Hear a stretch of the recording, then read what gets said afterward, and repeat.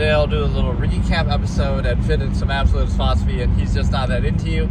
It was kind of funny because it gave me a chance to discuss the stimuli acme, so that's what I'll do. Like, I'll turn it into not just film critic, but, you know, absolutist film critic, the way that I can kind of combine the two.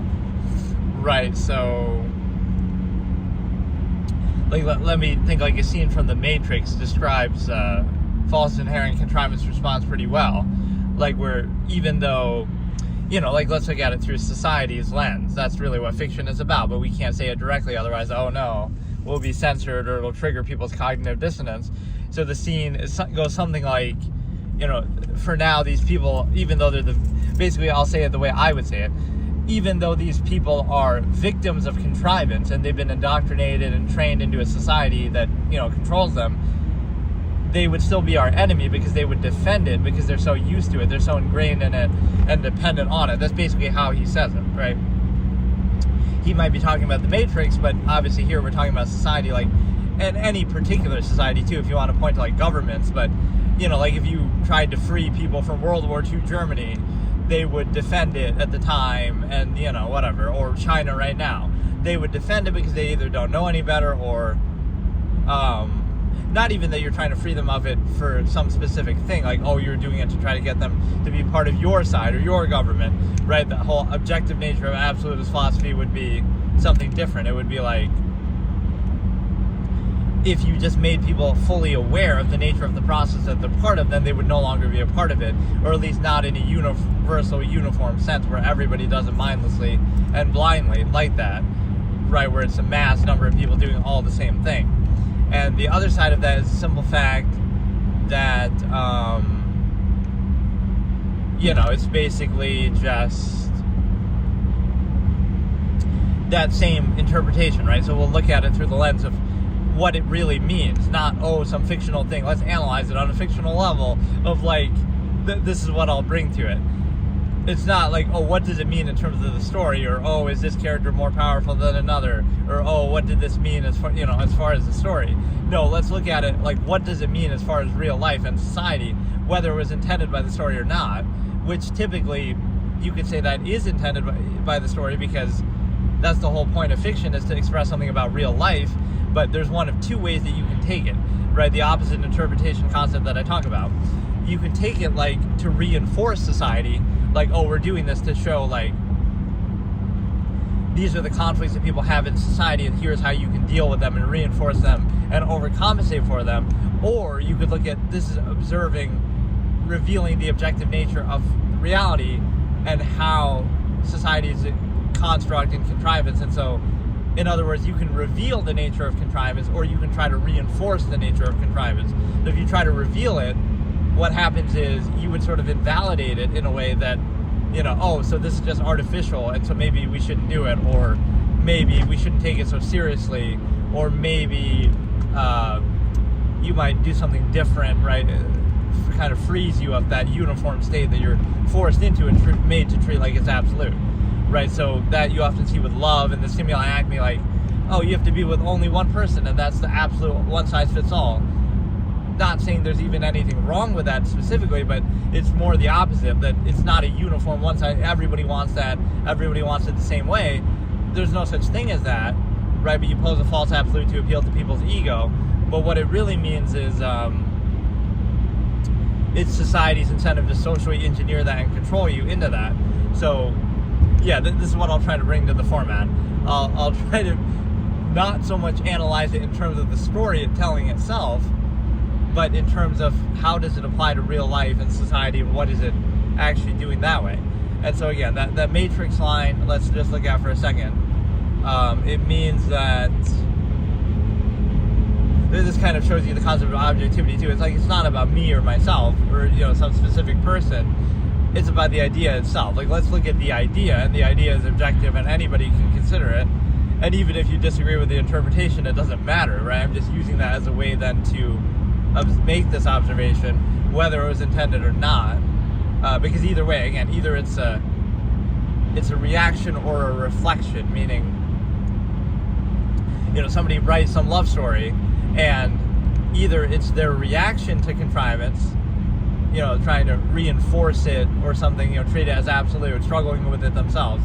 Or it reflects the real objective nature that, the reason why people do this is because they're trained by society to do it, and this is a form of training, even social engineering through the media, through fiction, and even it's the fact that it's a conflict would reflect the inherent objective nature, so you're trying to struggle against that. Which again, nobody's even saying not to do that, but you should be aware of the nature of the process. And if you're fully aware, you might not do it so mindlessly, blindly, or uniformly. And then the other aspect of it is the fact that, let me actually maybe look up that scene because I keep talking about it. Matrix, like when he's saying they are the enemy, right? This is the same way that I described false inherent contrivance response. And so it's interesting how much that language overlaps with it. Or like, again, even the Truman Show, I could say the same way. I should really do that. I've never done a full analysis reaction like of the Truman Show because I've just talked about it so much over the years that it feels kind of like unnecessary, but I probably should. Okay, let me look at what he says. Again, this is fiction trying to express itself through fiction, but let's look at it as, he's talking about society, which might not seem that out there, but, you're thinking about this in your everyday life. Right, let me actually look at it line for line. Or before I even look at it, again, I'll say it the same way I've always said it, which is, again, people are victims of contrivance where it tries to indoctrinate them and create a certain state, right? And then if you try to free them of it, or if you even just try to make them aware of it, or incidentally, then you're the problem, right? So it's like shoot the messenger. We're not mindless sheep who are controlled by this specific power structure and era and etc. It's that, you're the issue, you're crazy, you're this, you're that, right? That's what it turns into. So it's the same thing. Let's see here. And it's not even like anti saying like, what you're doing is specifically wrong, or you should do this instead. It could just be objectivity. What you're doing wasn't your choice. You were indoctrinated from birth. You didn't choose it. You're controlled in a uniform way that everybody else is too, right? So think for yourself, and then likely they might not come to that same conclusion uniformly, right? But it kind of bypasses that. It's not that you reach this state by some critical thinking and choice. It's you reach this state by bypassing that, right? You bypass it when you're young because you're indoctrinated by parents and society before you can think for yourself. You're kind of trained like an animal through conditioning and reward punishment system. The very means that you survive, your body, your physical state is used to threaten you and starve you out. You're kind of made to be dependent on things that you don't even really need. You can argue like, quality of life or functionalism. Okay, let's say we'll sacrifice quality of life for freedom and in mind and self and choice. So again, these are the two qualifiers that I'll bring up and then I'll watch the clip. The two qualifiers are as follows. There's a functional basis, or there's a, again, overcompensative basis. So the functional basis would say, well, society and all that you sacrifice to be a part of it is for productivity. And so if you're more productive than society outside of it for the same end, like whatever, being efficient, being some zero-sum process, like, you just go out in the woods and build your own house and you do all this yourself and you take care of yourself and fend for yourself. Well, if you do that, and if you can do that, which people are capable of doing, then you no longer have a need for society or contrivance, especially not that specific state that you've been indoctrinated into. And then the other flip side of it is the second reason, it's for overcompensation. Like, the point is, so the absolutists would look at it as a way to remove the need. So, for example, you're presented with that, like, the reason why you have to defer to this authority is because of functionalism, like, it's productive, and look at all these resources and things that they have, right? So that's why you have to defer to it. But then if you do the same thing better than them, then that invalidates them. Or if you so it would never be like an absolute deference. It'd be like, okay, it's conditional, but even then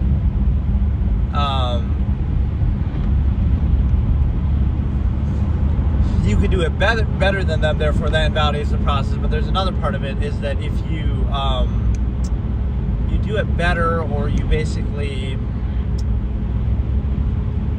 how did I describe it in the past?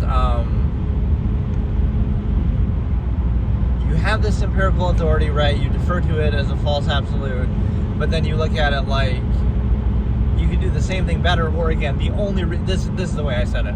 The only reason why you're doing it is to remove the need for doing it, right? So therefore, like, okay, let me do it as quickly as possible, as efficiently as possible, so then it's done, and I remove the need for it. And then I no longer have a basis to be controlled, because the only basis to be controlled was, oh, this functionalist basis. Instead of the opposite, which would be, oh no, we're going to reinforce it and take pride in it and try to exploit others through it and try to control others through it. And we're going to be proud of it and take gratification and, oh, show off, look how well I did this, half-mass zero-sum functionalism. So that's the point, is not to reinforce it as a tool of control forever, no matter what, but to look at it like, okay, the basis is functionalism, so let me do it and be done with it and be free of it. Remove the need, right? But you get trapped in this half-mass system, so that's why you're not allowed to do it too much, too freely, too fully, because you, then you would remove the need and be in control of it. So again, the deference to contrivance is treated as more important than that pure functionalist basis, which is just used as a pretense to control you in the first place. And then the second part of it was the overcompensation basis, which is countered by minimalism. So for example, amalgam theory and minimalism. So for example, what you look at here is the idea that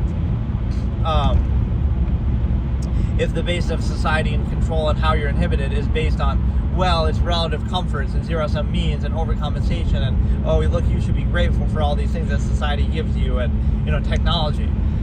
Well, then you could be free of it just simply by being a minimalist and saying, okay, well, maybe I don't require those things, maybe I don't desire them, maybe I don't need them, maybe I don't want them. So now there's no basis to control you that way either. But the way that society deceptively controls you still is it overextends and monopolizes nature itself and says, well, you can try to live outside of it, right, if you don't need all these things, but we're still going to monopolize them and say, well, you're trespassing on corporate land or somebody's land, or you need the government's permission to fish here or hunt here. So you realize that the purpose isn't to protect you or anything, it's control, right? We have to control everything so thoroughly that it doesn't seem like control anymore. So, for example, one individual person wouldn't need society at all, and it would just be inhibiting them and controlling them. You think like, oh, it's a sacrifice, but even if it was, you're being indoctrinated before you can think for yourself. So make that choice then. Okay, you'd rather not have any of those benefits, but just be free of the inhibition as well. So it's a two-way street. It's a non-consensual social contract, right? You're indoctrinated, you're pressured, monopolization. So it's kind of a bad faith contract because you're forced into it before you can think for yourself. Then you are, not really given the option to leave, and any attempt to leave would be met with, basically you're being forced to be a part of it. So for example, again, you try to live out in nature, but you'll be attacked really with no basis, like, oh, you're not hurting anybody, but oh, look, you're stealing, you're poaching, you're doing this or that, but really from who, right? Nature itself. But oh, even that, people monopolize nature, corporations monopolize nature. So even if you tried to do that, like, oh, just go outside of society and try to live for yourself, but how would that really work? And I've kind of demonstrated that, oh, you would be arrested, or you would be, you're trespassing, or somehow you still have to acquiesce. So even to not be a part of contrivance, not to be a part of society, you have to appease society or get society's permission. So that kind of shows you something disingenuous, right? It's not like, oh, if you want to be a part of it for all these conveniences or this functional basis, you can do that, right? What a great thing. Okay, you choose that, look at the luxuries and convenience and relative comforts. But if you don't want to do that, oh, you can just be, you can try to do it outside of that. And sure, people do to some extent, you can point to, but it's just to say it's disingenuous, right? You're made to try to rely on it. But ultimately, those are things you don't need, but, it's overextended. But that shows you the easiest way to control people is bred in circuses, like overextension, and just, it's not that you're really a qualified state, like, okay, it's here is the objective, absolute reason why this specific contrivance state is right and why people follow it. That's not why, exclusive to everything else. That's not why. It's because, oh, we give them adequate technology or relative comforts. The problem with that is people's tolerance is pretty high. People don't require very much, so people can live off one meal a day out in the woods in a meager situation, or, they can tolerate a lot of things. They've tolerated, Nazi Germany and China right now, or Russia or whatever, right? So they can tolerate a lot of things, and they don't require much, but don't let those tendencies be used to gratify you as how far you overcompensate and in service of a specific contrived state, right? Don't let it be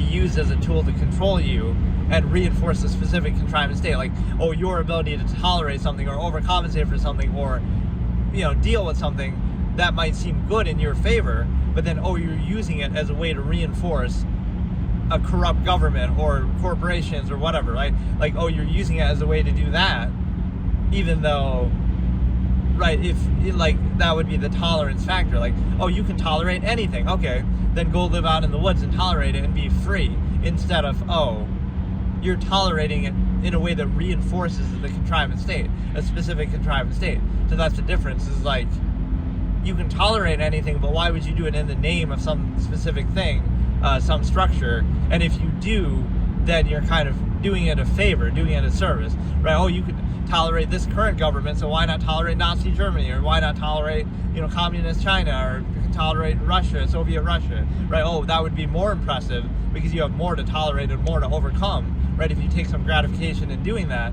But that's not a good way to look at it, because now you're using your own ability to tolerate things as a way to reinforce that negative contrived state, right? So no matter what it is, it always comes down to you instead of it. Like, sure, you could tolerate it if you wanted to, but is that justified? Is there a good reason to do it?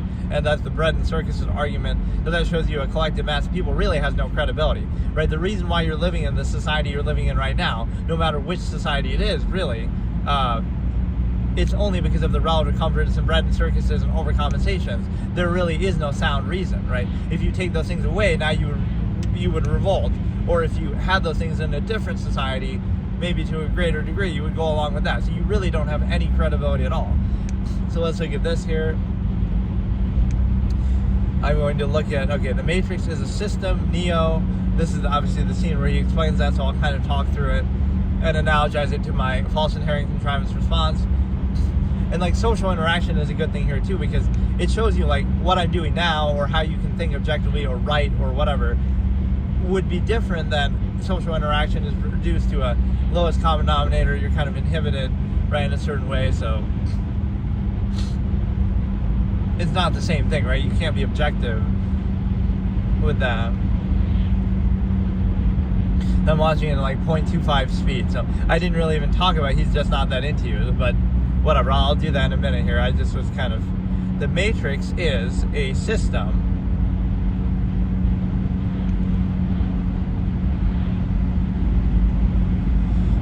Matrix is a system, okay?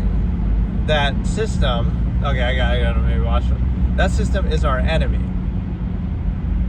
Like say contrivance and society is a system. That system is our enemy as a free person, to be the inherent objective man. I'm kind of extrapolating my own. You're absolute philosophy. You're inside it, you're part of it, right? You see businessmen, you see, again, people in different roles, human functions, right, defined by what they do. He's saying businessmen, teacher, lawyers. Right, so you see people indoctrinated, they might be trained to be a functional way. Carpenters, the very minds of the people we are trying to save, right? Save them from being defined and controlled in a specific contrivance state. You can still do those things without it. We are trying to save them, but until we do, these people are still a part of that system. And that makes them our enemy too. I'm not even... Most of these people are not ready to be unplugged. I don't know why I wanted to on such a slow speed after all. And many of them are so dependent on that closed captioning messed up, but are so dependent on it, or not even aware of it, of the system, that, Jesus Christ, that they will fight to protect it. Or, again, they don't even feel like they're protecting something specifically. They're protecting it as though it's the only thing that there is, and there's no other option, and it's, absolute. Right? And you kind of get people to So let me transcribe this into absolutist philosophy. So that's a very good explanation, though, of false inherent contrivance response, right? Which basically just means, like, you treat the society you live in as absolute. But then if you think for a second, wait, everybody did that throughout history, right? The Romans thought that their society was absolute when they were falling to bread and circuses, or, Germany thought they were absolute when they were in World War II, or China thinks they're absolute right now. So everybody thinks the society they live in specifically is absolute. There's not even an argument against a specific one. It's like human credibility and human nature. Those same general tendencies can exist. Like, okay, you have relative comforts and bread and circuses, and you have a decent quality of life, or whatever it is, but that doesn't justify the specific society that you're in, whether it be the government or whether it be the culture, right? Those things are interchangeable and malleable. Those are not absolute. Those are not uniform and exclusive to everything else, but you treat them as though they are. And so now you understand that, right, it wouldn't be a specific argument saying, oh, this one's wrong or this one's bad and you should do this one instead.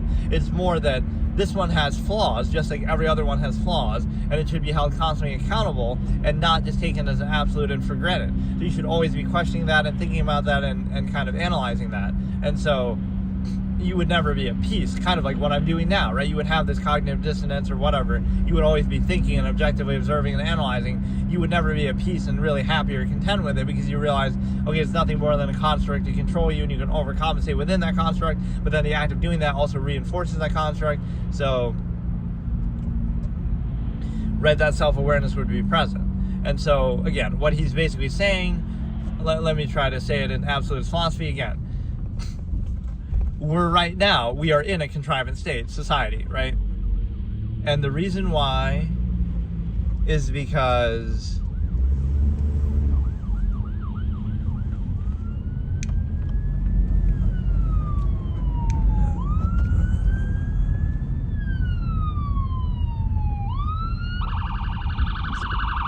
how fitting when he explained that he sees a cop, and when I am explaining I see an ambulance. But no, like, right now, we are in a contrivance state, right? I'll try not to copy it too directly, but the same idea. It's really amazing how well that explains it, right? Again, not something I was really thinking about when I'm explaining contrivance, but it's the same general idea that we are discussing, right? So forget it. It's not the Matrix he's talking about. It's society he's talking about. And in this context, I'll use the word contrivance that we're talking about, that not necessarily society as a whole, but the specific society you're a part of, but they're kind of interchangeable. So you treat yours as absolute and dismiss all the others, the same way that people would do with religion, like, oh, yours is right and everybody else's is wrong, instead of understanding the underlying nature of the process that applies to all of them. You would have a better argument doing that. You would have a better argument observing neutrality and being like, okay, you can call me an atheist or you can call me whatever, but you're not really arguing against religions as a whole. You're observing what they actually are. So if I was to observe that premise and say religions are a psychological reaction to the uncertainty that people have, the ability to think that they have, the unwillingness to be puzzled that they have. They want all the answers. They want closure. They want peace of mind. They want structure. It's a similar reinforcement as like morals and laws and stuff like that, social norms. So it's a way to reinforce all of these human-centric views and ideas that people have and desire, and to make them uniform and make them sort of appear to be absolute, so it doesn't fall within the subjective social discourse that you normally have. And so the point is with that I could explain every religion that way, and I could explain all of them and say, okay, it's a reaction to the psychological need and tendency and desire and peace of mind, and it gives people a lot of closure and answers a lot of questions they have, and all of that, right? So they all serve the same purpose and exist for the same reason that I just described. That doesn't mean they're true or absolute, but that's what it explains. So what I'm saying is, you would have a better way of observing that objectively, that, okay, it's a reaction to a psychological need and the human ego and the human desire to control everything, or whatever, to control people and stuff like that, and create kind of moral order and stuff like that, right? That would be the reason why it exists, right? And it's a direct reaction, if you want to look at it from from nature's standpoint. Why do we have these religions but animals don't, right? And it's because we can think for ourselves. And so our greater self-awareness and intelligence leads to a lot of things, but one of those things it leads to is the fact that, okay, we will be very narcissistic and egotistical and think the whole world revolves around us, right? And so therefore we create a religion that indicates this. And so that would be the reason we could explain. So I could explain every religion that way. So I don't have to take sides with the specific one or even argue that they shouldn't exist. It's just that they're not absolute or true, or it's not like one or the other. But if you believed in a specific religion, the burden of proof would be greater, because now you have to answer all the questions about creation and everything like that. Whereas I could just say, okay, I don't know. I don't have all the answers. And if we had this conversation thousands of years ago, I would have even less scientific evidence to try to make a hypothetical incomplete theory like Big Bang Theory or something else. I wouldn't even be able to do that. So I guess I would be wrong then, and you would be right. Now I would be a little bit less, wrong, because, okay, I have more scientific data, but it still can't explain everything. So I guess you would be right. So no matter what, you would be right. And it justifies whatever specific dogma you're saying, even though that would apply to all of them, right? So that's not the question. The question is, are your specifics backed up by something? And they're not, or if they are, then everybody else would say theirs are too, so it's a universal thing. It would apply to every religion and every faith and every belief system ever, if the premise is, oh, you can't explain everything scientifically. Which, again, imagine having that conversation thousands of years ago, how stupid that would be. Like, it's 100 AD, and now, oh yeah, I don't have any, scientific explanation, so therefore, you must be right. Everything you say is right. That would apply to all of them, right? That doesn't make a specific case. But that's what it means, is like, if you believe in one specific religion, then you would, this is what I do with my thought process too in the long form postulate. Everybody, you might have heard this similar kind of conversation 1,000 times. But, it's to try to get to a conclusion. So it's not about me, it's not about a specific case, it's not about anything like that. It's about, let's observe it objectively and through a long form postulate and address every sort of counter and rebuttal and devil's advocate kind of thing. And so therefore we get to a proper conclusion. This is basically what a thought process is in my, again, way of thinking, is that, like, it's not about me or you or a specific claim or religion or outcome or conclusion, right? It's about an objective analysis that leads to get to the conclusion, right? Get to a point, get to a final conclusion or standpoint where you would then, right, like that would be applicable as a larger process or a logical razor that can then be applied from the future. Instead of talking around the same conversation a million times, right, get to a logical razor and a conclusion endpoint of that thought process. And so, again, the two sides of this would be simply the fact that it would be more logical or more natural to objectively observe that, okay, all religions fit in the same box of a psychological need that people have, instead of trying to argue for a specific one. Because if you try to argue for a specific one, then you have to argue against every single other one and say, well, they're all wrong. But even though they share similarities and appeal to kind of the same similar things and needs and desires that people have, you would understand that that's the trap it puts you in, right? This is the same thing with like society or specific contrived state. You have to censor reality itself and frame your whole worldview and everything you see to try to reinforce the specific society you're in or lifestyle or culture. So it doesn't mean they're absolute. It just means you can't think about or consider anything that would contradict it, or anything you do you would label or dismiss. So it's kind of it's a cognitive dissonance inducing thing where you have to censor reality itself. And what that also means is the fact that, again, somebody who isn't religious would not have to argue against any in particular. They would just observe, okay, these are all part of the same general desire and need. So it would explain the number of them and the variations of them better, because, okay, it's a psychological need people have, so it's going to take many forms, but it's the same larger process at work, versus it's oh no, this one is right, the one you believe is right, and all the other ones are wrong. So every other one throughout history, even pagan ones, even obscure ones, even major ones, you would have to go through every single one and explain how every single one is wrong, and how millions or billions of people believe it anyway. So that's the whole irony. This is the way, an absolutist philosopher, like, I could use it against itself. Right, I wouldn't need to say that, oh, your religion is wrong, I'm going to debunk Christianity, or I'm going to debunk Islam, or something like that. I would put it to them and say, okay, you have to argue, why is Islam wrong, and why is Hinduism wrong, and why is every single religion in the history of humanity wrong, and only yours right. So it would be an endless struggle that they would have to debate other people and debunk their religion, right? So you're kind of turning them on themselves, because you realize it's the same process at work. So I don't need to take a side. I'm not arguing for a side.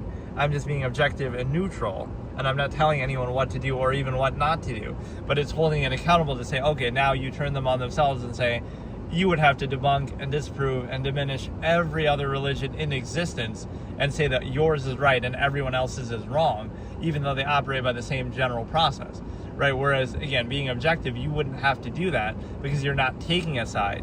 You're realizing the nature of the process and saying, okay, it's a similar way I could apply it to the stimuli acme. I could say, like, oh, it's love, it's meant to be. So if you try to pretend that, now you have to, again, you can't be friends with people of the same gender. You have to censor reality itself that way, because otherwise, oh no, that might be a threat to your illusion of false absolute that you have to pose. So, oh no, it is absolute, but it just requires you not to be friends with people of the same gender, or et cetera, et cetera. So that would be the point, is like, it's a supposed absolute, but it has a lot of qualifiers to it. So let me do this, and then I guess I really didn't talk about, he's just not that into you at all, but let me try to do my own phrasing of I already reacted to it, so let me, in my own phrasing, how would I have described this that would be kind of similar, right? Right now, even as we speak, even as you listen to me now, we're all part of a contrivance state that we were indoctrinated into from birth, that we're part of every day, right? It's called society, it's called contrivance, right? We're all indoctrinated to contrivance. And so we're all part of that, right now. So it would be difficult for us to see that clearly. I'll quote the Truman Show, right? Like, people accept the reality they've been presented with, or again, they're kind of controlled by the process that created them, so it's hard for them to look past that. So they treat it as absolute and defend it, because they associate it with their own identity, instead of being objective and saying, okay, I didn't choose to be born, I didn't choose my name, I didn't choose the specific society or time period or technology or parents or anything. You didn't choose any of that. Now you're old enough to think for yourself, and you could either cling to that and insist upon it and associate your identity with it and limit yourself, or you could be free and realize, okay, I could still choose some of those things if I want, or none of them, or all of them, but let me be objective and what I call self-actualizing from an inherent base state, go back to a neutral state, and then decide for yourself, okay, based on this standard or this preference that you decide and you choose and you have, right, rather than letting it be chosen for you, right? So be objective and then decide and pick for yourself, instead of fitting into what's already chosen and set in stone for you. That's kind of what normalcy would be like, or sanity even, is like, oh, just go along mindlessly with whatever's set in place for you that you didn't choose, that you didn't think about, that you didn't have a choice. So no matter what era you live in, you'll just mindlessly go along with it, and the majority of people will, and that seems like a positive thing. But it's not something that you're even setting yourself. So why would you take pride in normalcy? Or, again, that just means you're easy to control, or you're just going along mindlessly with whatever you've been exposed to by other people that is a trained response that was not chosen, right? So if it had been something else, you would have just gone along with that instead. So that shows you there's no actual choice being had there, instead of an inherent objective state that you would think and choose for yourself. And it wouldn't lead to uniformity in that same way. And so to pretend like it's absolute and nothing to think about, right? And so what that means is,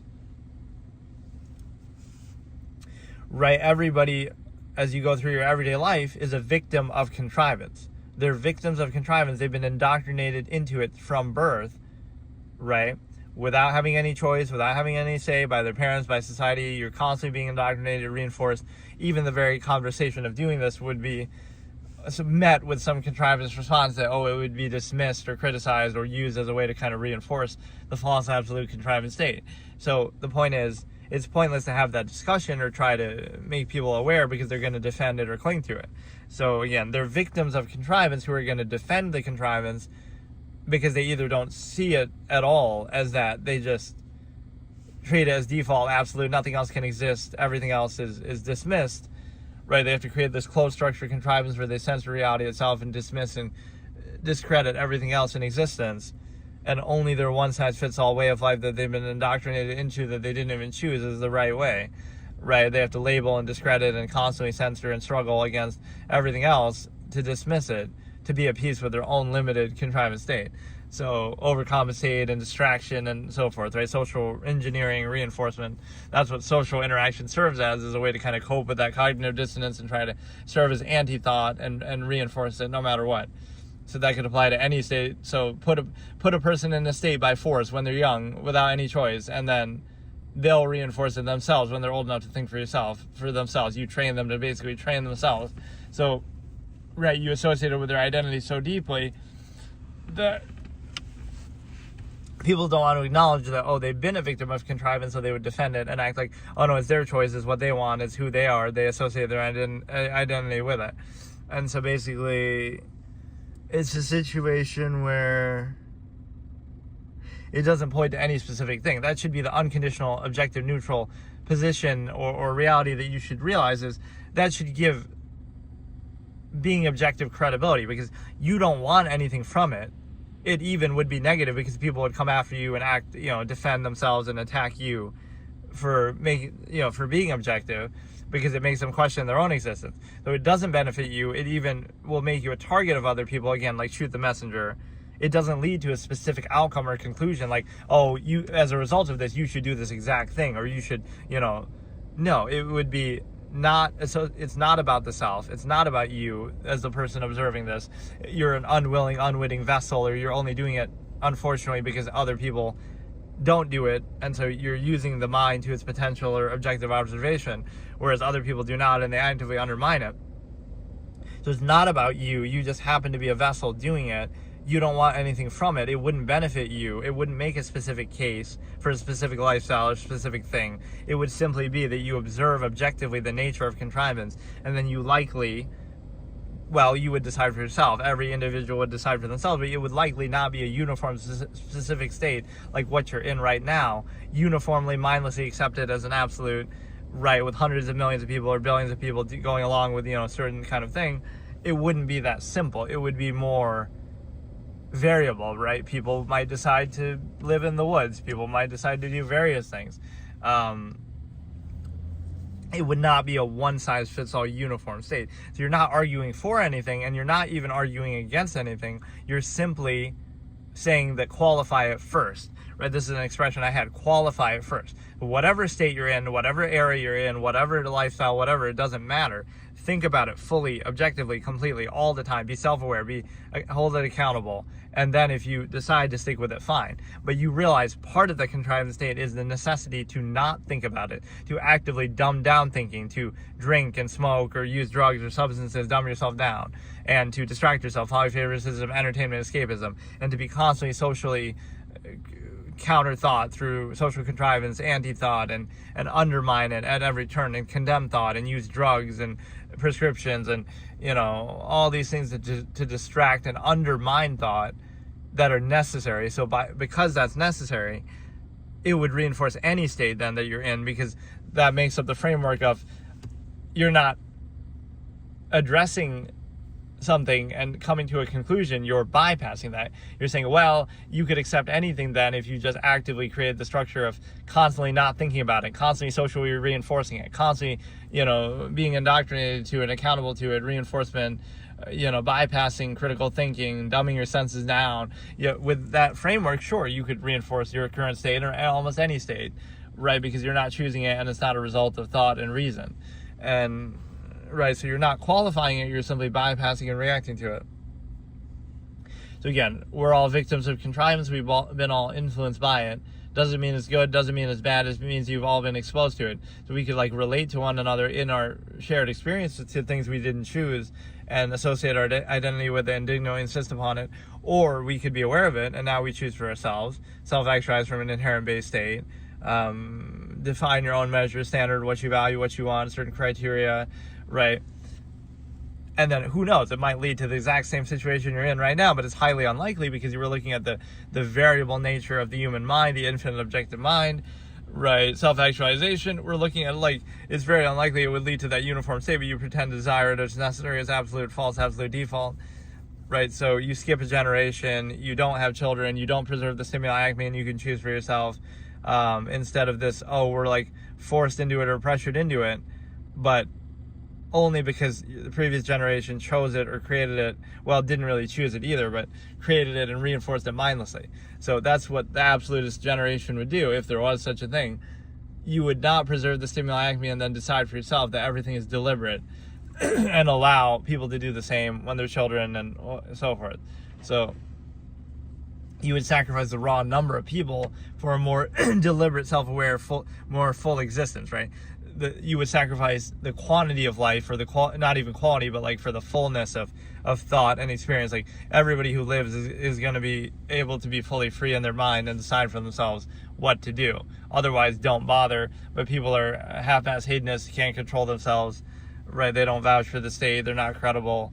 They just mindlessly go along with it forever, and they'll never qualify it. So it's not about the self, it's about the process by which the self is already subject to things that have already been established, that they had no control over, that they've been exposed to and influenced.